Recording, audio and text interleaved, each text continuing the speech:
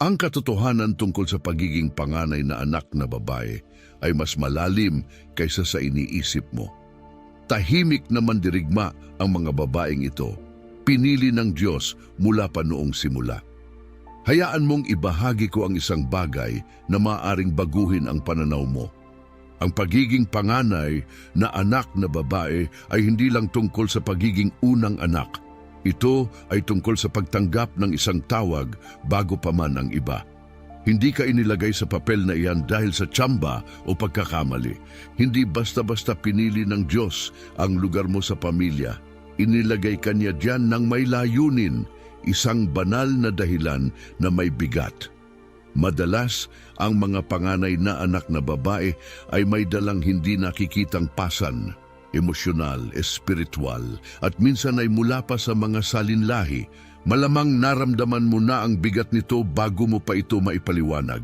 Pumasok ka sa papel ng pagiging responsable kahit hindi mo pa alam kung ano ang mga tamang hangganan. Napaaga ang pag-mature mo dahil wala kang ibang pagpipilian. At marahil sa gitna ng lahat ng ito, natanong mo ang sarili mo kung bakit. Bakit parang palaging mas mabigat ang pasan mo?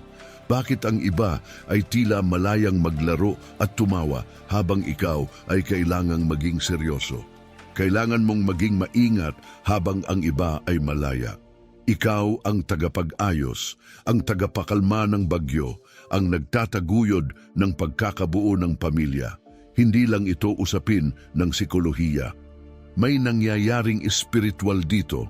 Malalim ang sinasabi ng Biblia tungkol sa mga panganay at kahit kadalasan ay lalaki ang binabanggit sa mga sinaunang kwento, hindi kailanman nalimitahan ng lipunan o tradisyon ang kapangyarihan ng Diyos. Higit ito sa kultura at ito ay para rin sa iyo, panganay na anak na babae, nakikita ka. Hindi ka nakakalimutan at hindi ka pangkaraniwan.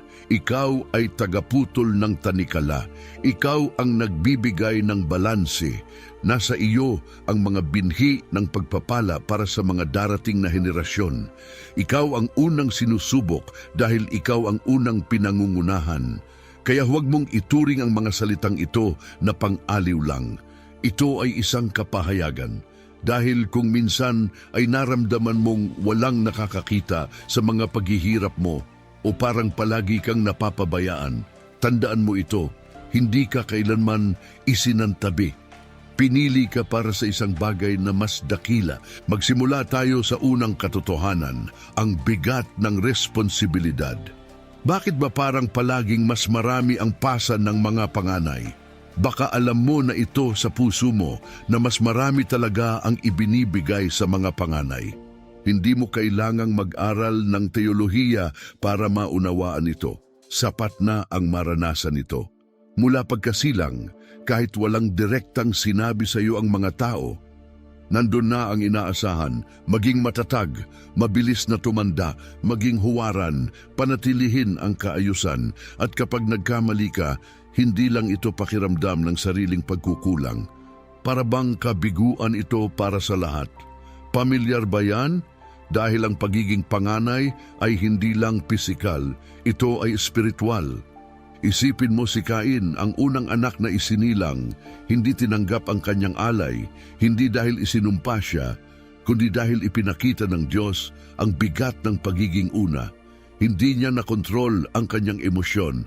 Sa halip na akuin ang pagkakamali, pinili niya ang karahasan. Ang pagiging una ay hindi garantiya ng tagumpay. Ibig sabihin lang ikaw ang unang haharap sa pagsubok. Tingnan mo rin si Esau. Siya ang unang isinilang pero ipinagpalit ang kanyang karapatan bilang panganay kapalit ng panandaliang ginhawa. Hindi lang siya ang nawalan, nawala rin ang espiritual na pamana. Ang pagiging una ay may mas mabigat na kapalit. Tanungin mo ang sarili mo, bakit madalas ang mga panganay na anak na babae ang parang pangalawang ina? Bakit sila ang may pasa ng responsibilidad kahit sa mga pamilyang puno ng sakit? Dahil sa espiritual na aspeto, hindi nagbago ang papel nila.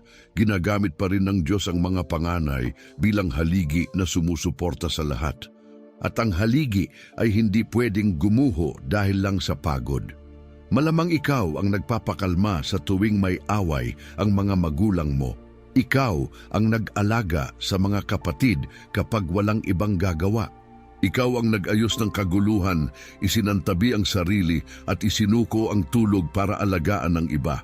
Dahil bilang panganay, dapat alam mo na ang tama. Pero ito ang nais kong tandaan mo.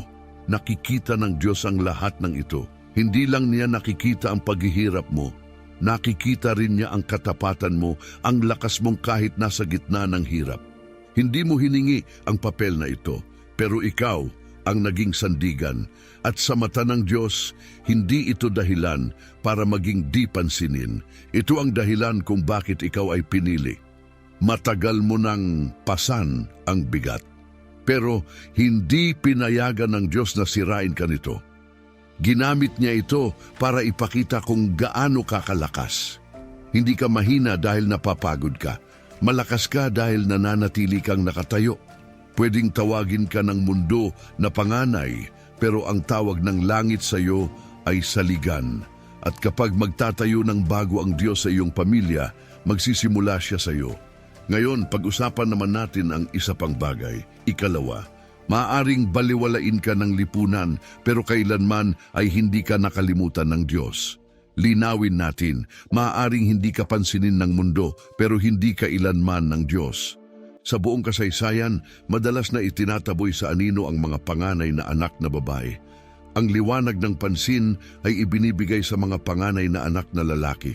Samantala, inaasahan sa mga babae na manahimik, sumunod agad at huwag makialam. Pero kung titingnan mong mabuti ang kasulatan, makikita mo ang isang makapangyarihang katotohanang nakatago sa malinaw na tanawin, isang tahimik na sinulid na dumadaloy sa mga kwento.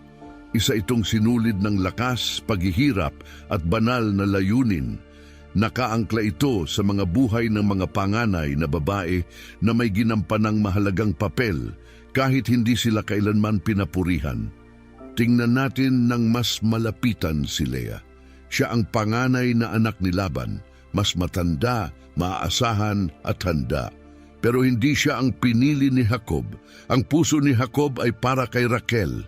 Naging asawa siya sa pamamagitan ng panlilinlang, hindi ng pag-ibig. Ibinigay siya bilang reserba, hindi bilang isang pinapahalagahang nobya. Hindi siya minahal ng kanyang asawa, pero hindi siya kailanman kinalimutan ng Diyos. Sa Henesis 20:31, sinasabi na nang makita ng Panginoon na hindi minamahal si Lea, binuksan niya ang kanyang sinapupunan. Nakialam ang Diyos. At mula kay Lea, hindi kay Raquel, nagmula si Juda, ang ninuno ng mga hari, ang mismong angkan na pinagmulan ni Hesukristo. Huwag mong palampasin ito. Ang panganay na anak na babae na tinanggihan, siya ang naging daan ng pagtubos. Dahil hindi palaging pinipili ng Diyos ang halata o hinahangaan. Pinipili niya ang mga nagpapasakop sa kanya. Isipin mo si Miriam, kapatid ni na Moises at Aaron. Bantay siya ni sanggol na Moises habang lumulutang ito sa ilog Nilo sa isang basket. Nagkaroon siya ng tapang na lumapit sa anak ni Paraon. Pagkatapos, pinangunahan niya ang isang masayang pagdiriwang matapos humawi ang dagat na pula, sumayaw at umawit siya na may tamburin. Si Moises ay gumawa ng mga dakilang himala. Si Aaron ay naging unang pari, pero si Miriam siya ang panganay. Siya na ang nagbabantay para sa kaligtasan bago pa man ito maunawaan ng iba. Kahit pinagsabihan siya ng Diyos, kinilala pa rin ang kanyang impluensya.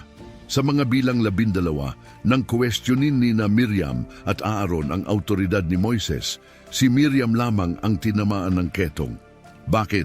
Dahil hindi siya isang pasibong tagamasid, isa siyang pinuno at iba ang panuntunan ng Diyos para sa mga pinuno. Marahil ganyan din ang pakiramdam mo na mas mataas ang inaasahan sa iyo kaysa sa iba. Na tila hindi naririnig ang boses mo, hindi napapansin ang sakripisyo mo at hindi pinapansin ang pagsisikap mo. Pero hindi kailanman kailangang hintayin ng Diyos ang pag-apruba ng mundo para bigyan ka ng layunin. at hindi niya kailangan ng palakpakan ng tao para patunayan ang pagkakahirang mo. Hindi mo kailangang ipagdiwang para matawag na pinili. Hindi mo kailangan ng papuri para maging makapangyarihan. Palaging ginagamit ng Diyos ang mga anak na babae na hindi pinansin ng iba. Kaya kung minsan ay naramdaman mong ikaw ay hindi nakikita, itaas mo ang paningin mo. Ang parehong Diyos na nakakita sa mga luha ni Leah at sa tapang ni Miriam ay siya ring nakakakita sa iyo. Hindi niya kailanman kinakalimutan ang kanyang mga anak na babae, lalo na ang mga nauna. Ngayon, pag-usapan natin ang mas malalim pa.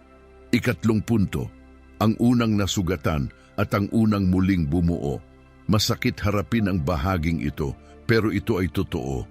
Ang pagiging panganay na anak na babae ay madalas mga hulugan na ikaw ang unang makakaranas ng sakit. Ang unang masasaktan sa mga bagay na hindi pinapangalanan. Ikaw ang may mga sugat na itinago habang ang iba ay nagpatuloy na parang walang nangyari. Ikaw ang nakakaramdam ng bigat, ang nabubuhay sa gitna ng kaguluhan at ang patuloy na ngumiti para panatagin ang lahat. Bakit? Dahil ang pagiging una ay nangangahulugang ikaw ang unang humaharap sa mga laban na hindi pa alam ng iba. Nararamdaman mo ang sakit ng mga magulang mo bago pa nila ito ipaliwanag. Pumasok ka sa papel ng tagapagtanggol, tagapayo at matatag na presensya bago ka pa nagkaroon ng pagkakataong maging bata lang. Pero sa kabila ng lahat ng sakit, may kagandahan dito. Inilalagay ng Diyos ang pagkawasak sa mga kamay ng mga taong mapagkakatiwalaan niyang magtayo muli. Sa kasulatan, hindi lang kayamanan o lupa ang tinatanggap ng mga panganay. Tinatanggap din nila ang tungkulin. Inaasahan silang mamuno, mag-alaga ng iba at magdala ng panunumbalik. Kaya mahalaga ang sakit mo.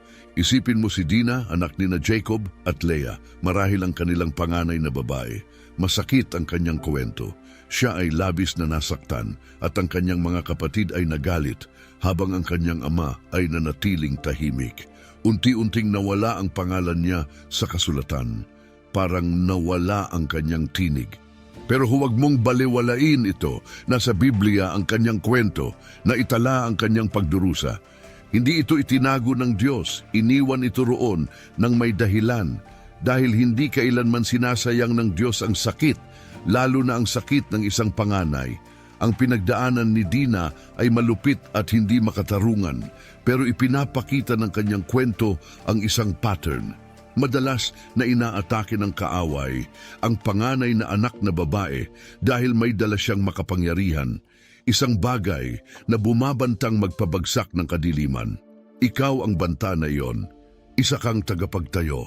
Ikaw ang taong muling bumubuo sa matagal nang nasira. Sinasabi sa Isayas 58:12 na muli mong itatayo ang mga sinaunang guho. At oo, madalas ibig sabihin niyan na ikaw ang unang tatawid sa mga wasak na lugar. Pero ibig sabihin din niyan na ikaw ang unang magtatanim ng pag-asa. Tingnan mo si Deborah, isa sa pinakamakapangyarihang pinuno ng Israel. Hindi sinasabi ng Biblia kung siya ay panganay, pero malinaw na namuhay siya na parang isa. Hindi lang siya namuno gamit ang salita, namuno siya gamit ang tapang. Isa siyang propeta, hukom at mandirigma. At nang matakot si Barak na kumilos, tumindig si Deborah at siya ang namuno. Ganyan ang diwa ng isang panganay. Ikaw ang unang humaharap kapag ang iba ay nag-aatubili. Dala mo ang mga pasaning iniiwasan ng iba. Ikaw ang muling bumubuo sa mga gumuhuna. At marahil kaya ganun kabigat ang naging landas mo dahil mabigat ang pinapasan mo. Pero pakinggan mo ito, ang mga sugat mo sa nakaraan ay hindi dahilan para mawalan ka ng halaga. Bahagi ito ng paghahanda. Ang mga sugat mo ay hindi wakas ng kwento mo, kundi bahagi ng pagkakalikha mo. Sapagkat ang unang nabasag ay kadalasang siyang unang bumangon at muling nagtayo. Kapag pinili ng Diyos na magtayo muli sa pamamagitan mo, ginagawa niya ito ng may layunin. isang pagtatayong may epekto hanggang sa mga susunod na henerasyon. Ngayon dumako tayo sa susunod na bahagi, ika-4, mga propetikong pattern. Mas makapangyarihan kaysa inaakala natin ang mga isiniwalat ng kasulatan tungkol sa mga panganay na anak na babae. Hindi lang basta nagkukwento ang Diyos, lumilikha siya ng mga banal na pattern sa pamamagitan ng mga ito. At kapag pinag-aralan mo ang mga panganay na babae sa Biblia, maaaring hindi palaging malinaw ang pangalan nila, pero malakas ang mensahe nila. Hindi sila palaging pinarangalan sa publiko, pero inilagay sila sa mga tiyak na lugar. Hindi man sila binigyang dangal ng tao, sila'y pinili ng langit. Sapagkat sa Diyos, ang binabaliwala ng mundo ay ginagamit niyang plano. Tingnan natin ang kwento ng anak ni Jepta sa mga Hukom 11. Hindi natin nalaman ang kanyang pangalan, saglit lang siyang nagsalita. Pero ang kanyang pagsuko ay nanatiling buhay hanggang ngayon. Siya lang ang nag-iisang anak ng kanyang ama. Matapos magbitaw si Jepta ng isang padalus-dalus na panata, siya ang naging kabayaran ng kanyang tagumpay sa digmaan. At nang malaman niya ang ipinangako ng kanyang ama sa Diyos, ito ang tugon niya. Ama, kung nangako ka sa Panginoon, tuparin mo ito. Hindi iyon kahinaan. Iyon ay malalim na tiwala. Oo, masakit at mabigat ang kanyang kwento, pero may dalang mensaheng propetiko. Madala ang mga panganay na babae ang kapalit ng tagumpay ng iba. Sila ang tahimik na nagbibigay, nagsasakripisyo ng sariling pangarap para matupad ang sa iba, nananatiling matatag habang ang iba ay nagdiriwang. Pero huwag mong ipagkamali ang uri ng pagsukong iyon bilang kawalan ng halaga. Ang isinuko niya ay larawan ng isa pang panganay na darating, si Hesukristo, ang panganay ng lahat ng nilalang na lubos na nagbigay ng sarili para sa kalooban ng Ama. Makikita rin natin ang ganitong pattern sa kwento ni Hana. Bagamat hindi siya mismo ang panganay, ang ginawa niya sa kanyang panganay na anak ay may malalim na kahulugan. Ibinuhos niya ang kanyang kaluluwa sa panalangin. Tumangis siya sa harap ng Diyos. At nang ibinigay sa kanya si Samuel, ibinalik niya ito sa Diyos. Paulit-ulit natin itong nakikita. Ang una ay laging para sa Diyos. Kaya sa Exodo, ang mga panganay ay itinatalaga. Kaya ang unang ani ay inihihiwalay. Inaangkin ng Diyos ang kung sino ang nauuna at itinatakda ito bilang kanya. At ito ay para sa iyo. Ipinanganak kang una, hindi para malunod, kundi para maihiwalay, para ihanda ang daan, pangunahan ang pamilya, at buksan ang mga espiritual na tarangkahan na matagal nang nakasara. Kung ang buhay mo ay tila puro pagsasakripisyo ng pagbitaw, ng paglayo, ng pagsuko sa mahahalaga, ito ay dahil lumalakad ka sa isang propetikong pattern. Isipin mo ang byuda sa isang hari, 17. Isa na lang ang natitira niyang harina at langis para sa huling pagkain nila. Pero nang hiningi ni Elias ang unang tinapay, ibinigay niya ito at hindi naubos ang kanyang panustos. Kapag inialay mo ang una, tumutugon ang Diyos ng higit pa sa inaasahan. Maaaring wala kang plataporma, maaaring wala ka sa sentro ng atensyon, pero nasa iyo ang makalangit na pattern. At kapag nakita ito ng Diyos sa iyo, kikilos siya sa pamamagitan mo sa paraang mag-iiwan ng epekto sa iba't ibang buhay, higit pa sa sarili mo. Ang mga panganay na babae ay hindi lang may bitbit na nakaraan, may dalang banal na layunin. Ngayon 5, pag-usapan natin ang isang bagay na bihirang maunawaan, ang espiritual na autoridad na taglay ng mga panganay na babae. May dala kang higit pa sa emosyonal na lakas, may dala kang higit pa sa tungkulin sa loob ng pamilya. Lumalakad ka sa espiritual na autoridad at alam ito ng kaaway. Kaya pinipilit kang patahimikin dahil kapag ang isang panganay na babae ay lubos na tinanggap ang kanyang pagkakakilanlan mula sa Diyos, may nangyayaring pag-uga sa espiritual na mundo. Hindi ka lang basta panganay, isa kang tagapagbantay ng espiritual na tarangkahan. Sa lumang tipan, ang mga panganay na lalaki ay tumatanggap ng dobleng bahagi. Pero hindi lang ito yaman, ito ay impluensya, pamana at responsibilidad. Ang parehong espiritual na prinsipyo ay totoo rin para sa mga babae. May dala kang dobleng bahagi ng pangunawa, kapangyarihan at panalangin. Napapansin mo ang mga bagay na hindi napapansin ng iba. Nararamdaman mo ang mga bagay na hindi nila maipaliwanag. Nakikita mo ang panganib bago pa ito lumitaw. Hindi iyon pagiging emosyonal. Iyon ay espiritual na pagiging sensitibo. Iyon ang dahilan kung bakit malalim ang dating ng mga panalangin mo. Iyon ang dahilan kung bakit nakakakalma ang presensya mo. Iyon ang dahilan kung bakit sa'yo lumalapit ang mga tao kapag magulo na ang lahat. Dahil kahit walang nagsabi sa'yo, matagal ka nang nakatayo sa pagitan, nanalangin, nagtakda ng hangganan at pumili ng tama. Sa bawat panalangin mong ibinulong sa Diyos, sa bawat beses na sinabi mong, dito na ito matatapos, sa bawat hakbang mong iniwan ang ginhawa para sundin ang tinig ng Diyos, lumalakad ka sa autoridad na ibinigay niya sa iyo. Isipin mo si Maria Magdalena, hindi siya ang panganay sa kanyang pamilya, pero siya ang unang nakakita kay Jesus matapos siyang mabuhay mula sa mga patay. Siya rin ang unang naghatid ng mensahe. Buhay siya. Pinili siya ng Diyos, hindi isang pari, hindi isang lalaking alagad, isang babae na may masakit na nakaraan, ngunit may makapangyarihang pagtawag. Ganyan kumilos ang Diyos sa kanyang mga anak na babae. Hindi lang niya sila ibinabangon, isinusugo niya sila. At iyon din ang ginagawa niya sa buhay mo. Hindi ka lamang narito para patahimikin ang tensyon sa inyong tahanan. Narito ka upang yanigin ang espiritual na mundo, upang manalangin ng may kapangyarihang gumigiba ng tanikala, upang gabayan ang mga susunod na salinlahi sa katotohanan, upang patahimikin ang kasinungalingan gamit ang tapang, upang dalhin ang isang pagpapahid na hindi kayang pigilan ng kadiliman. Huwag mong maliitin ang lugar mo. Kung ikaw ay panganay na anak na babae, hindi ka inilagay ng Diyos diyan para lang makisabay.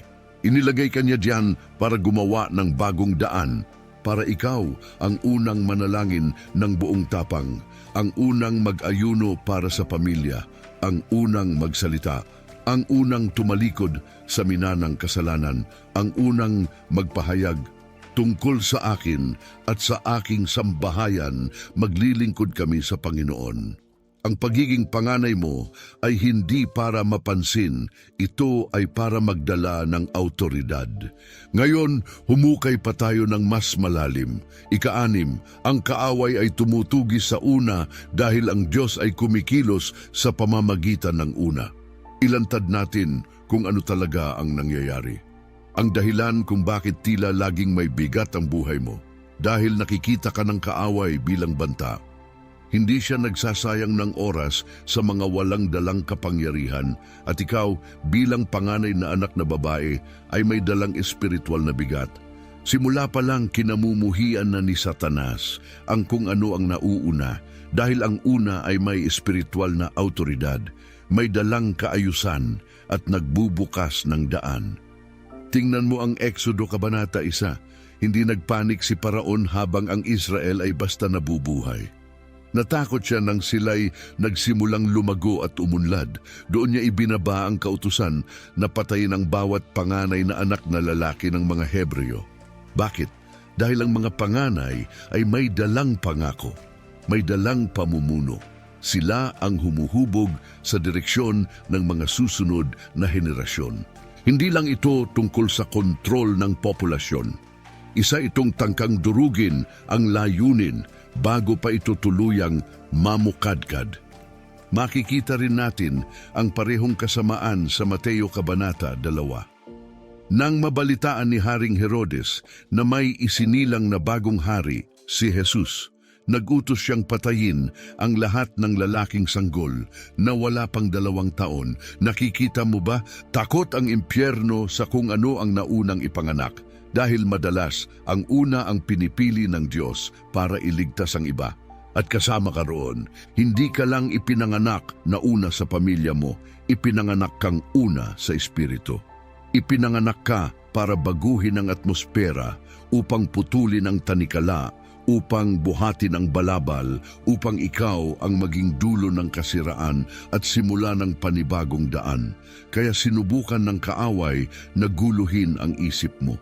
Kaya maaga pa lang ay inatake na niya ang pagkakakilanlan mo. Sinubukang durugin ang halaga mo bago mo pa maintindihan kung sino ka talaga.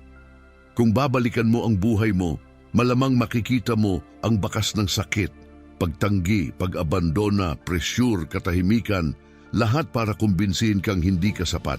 Pero lahat ng iyon ay kasinungalingan.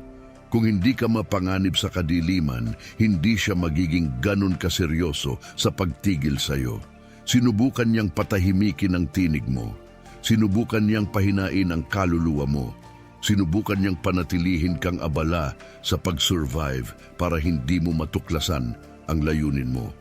Pero heto ang hindi niya inaasahan, nakatayo ka pa rin. At iyan na mismo ang patunay na nasa iyo ang kamay ng Diyos. Dahil kapag inatake ng kaaway ang kung ano ang una, tinatakpan ito ng Diyos ng kapangyarihan. Paalala sa Isaias 54:17, walang sandatang ginawa laban sa iyo ang magtatagumpay. Maaring mabuo ang sandata, maaring gamitin, maaring mag-iwan ng bakas, pero hindi ito magwawagi. Pinili ka bago pa dumating ang atake, at walang atake mula sa impyerno ang kayang pigilan ang sinimulan ng langit. Kaya kung ang buhay mo ay parang isang walang katapusang labanan, may dahilan iyon. Hindi ka lang basta anak, isa kang tagapagbantay ng inyong pamilya. Isa kang target dahil isa kang kasangkapan sa kamay ng Diyos. At ang lahat ng binalak ng kaaway laban sa iyo ay babaligtarin ng Diyos upang maging makapangyarihan. Ngayon, tapusin natin sa 7 punto. Si Jesus, ang panganay sa lahat ng nilalang, ay nauunawaan at tinutubos ang sakit ng pagiging una.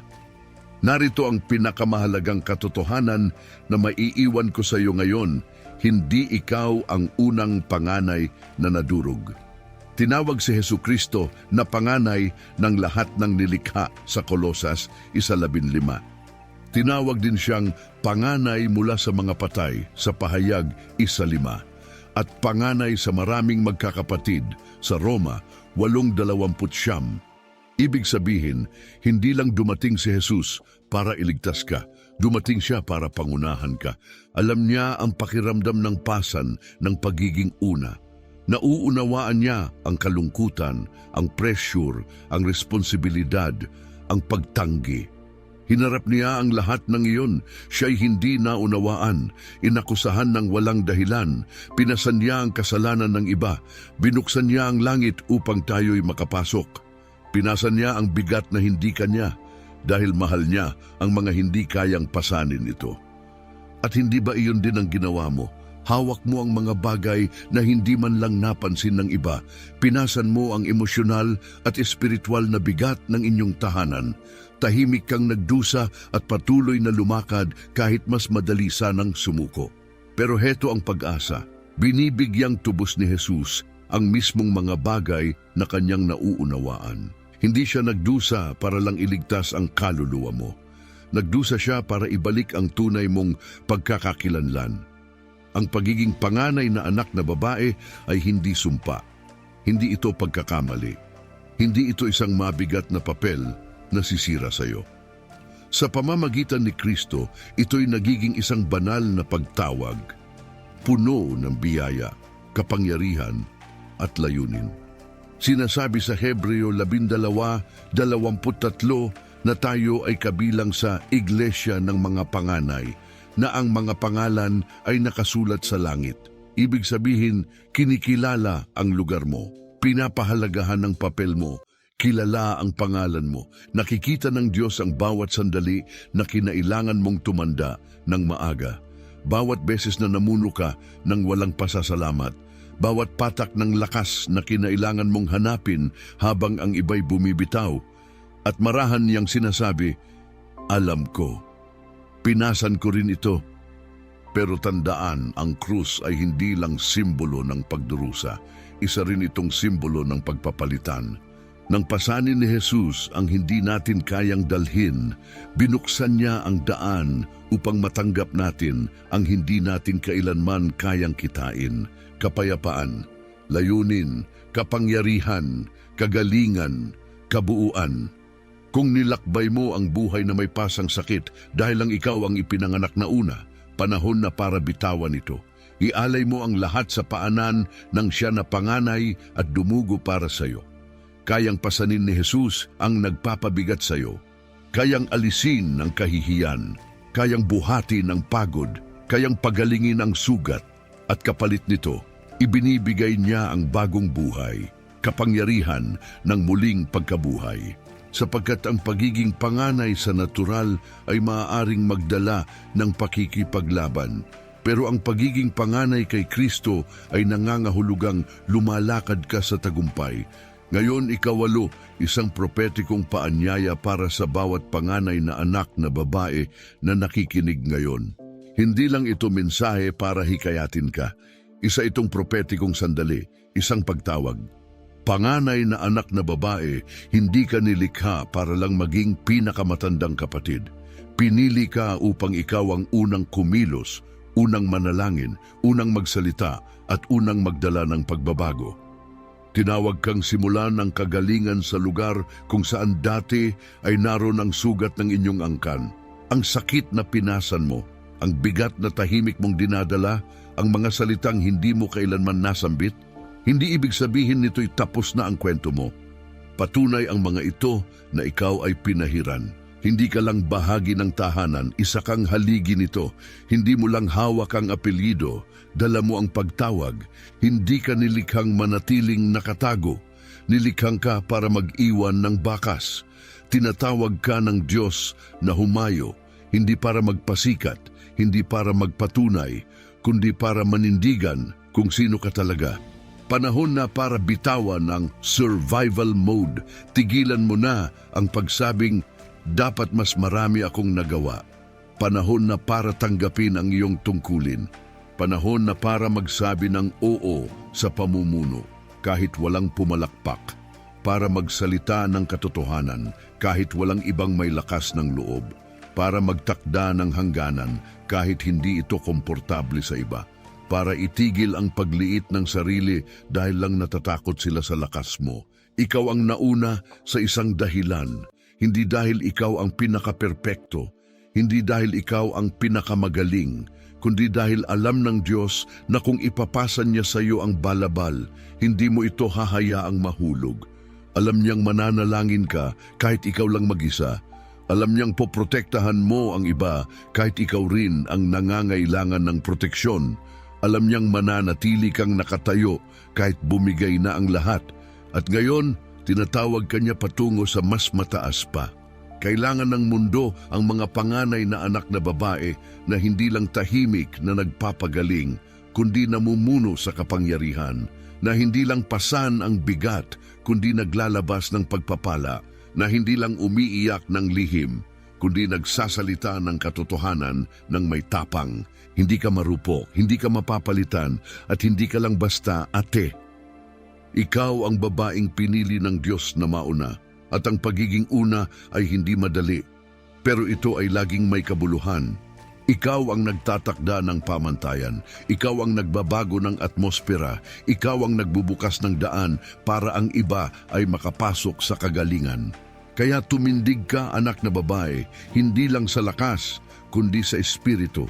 Hayaan mong makita ng mga salinlahi sa likuran mo kung ano ang hitsura ng lumalakad sa banal na pagtawag ng may tapang at autoridad. Hayaan mong makita nila kung ano ang ibig sabihin ng mapiling una at manatiling tapat sa kabila ng lahat. Hindi mo lang pasan ang sakit ng pamilya mo, isinasakatuparan mo ang misyon ng langit. At kapag nakita ng langit ang isang panganay na anak na babae na tumayo sa kanyang lugar, nanginginig ang impyerno. Mga huling salita, Inaalala ng Diyos ang mga naunang lumakad. Hayaan mong tapusin ko ito sa isang katotohanan. Hindi kailanman nakakalimutan ng Diyos ang mga nauna sa lahat. Nakikita niya ang mga luhang iniluha mo habang walang ibang nakatingin. Naalala niya ang lakas na natagpuan mo kahit walang tumulong. Pinararangalan niya ang mga panalangin ibinulong mo kahit hindi mo alam kung ano ang sasabihin. Ikaw ang unang nagpatawad, ang unang muling umasa, ang unang naniwala nang ang iba ay sumuko na.